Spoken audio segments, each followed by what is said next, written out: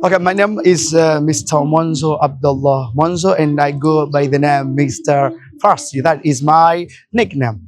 Okay, I'm so delighted to be in this tour today. Zoe Institute.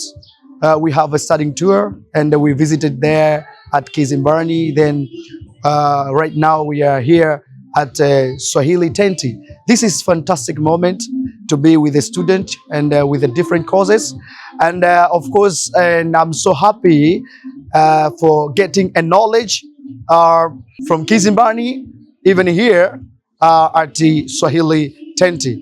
Kikweli wanafunzi wetu wameweza kuenjoy na kuweza kujisomea vitu tofauti tofauti pale Spicy. Wameweza kuona viungo tofauti tofauti kama mdarasini, heriki, karafuu na vitu vinginevyo.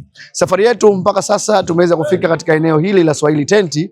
Hili ni eneo ambao wanafunzi wetu watafanya activities tofauti tofauti kama kuweza kuimba, presentation, drama and vitu vinginevyo ambavyo wataweza kufanya. Kiukweli Swahili Tenti ni sehemu nzuri ambapo wanafunzi wengi wanatumai waweze kufika na waweze kuenjoy.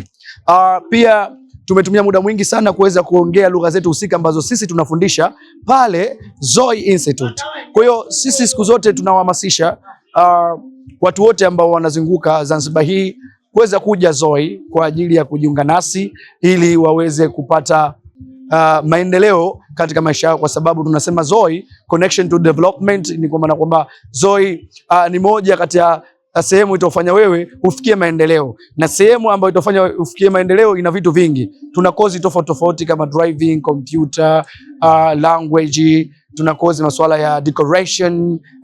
Kwa utakavyohitaji wewe kutaka kuja Zoe kujiunga nasi, tunaukaribisha. Ni kwa ajili ya kuweza kupata maendeleo na kuweza kujifunza. Tuna imani kuwa tuna kozi ya tour guides, na leo wanafunzi wa tour guides wameweza kujifunza kutokana na sehemu ambazo tuliweza kutembelea. Ni sehemu nzuri, sehemu zilizovutia, na pia zinawapa ujasiri wa kuweza kutangaza biashara ya utalii Zanzibar hii, kwa sababu watapata weledi wa kuweza kuelezea, kwa sababu tutakuwa tujifunze kwa kuona. Kwa hawa tour guides ambao sisi tunaandaa ili wawe bora, lazima tuwapeleke katika sehemu ambapo wanaweza kujifunza na wakapata knowledge. Baada ya kupata knowledge na wakaweza kuelezea kile ambacho walichokiona. Itamana natumai kuwa hata mgeni atakapokuja wataweza kuelezea. Tunatumai kuwa tuna lugha tofauti tofauti. Kila mwenye lugha yake, Kifaransa, Kiingereza, walipata guides wao wa kuweza kuwaelezea. Na niseme tu kwamba karibu sana Zoe, asante sana.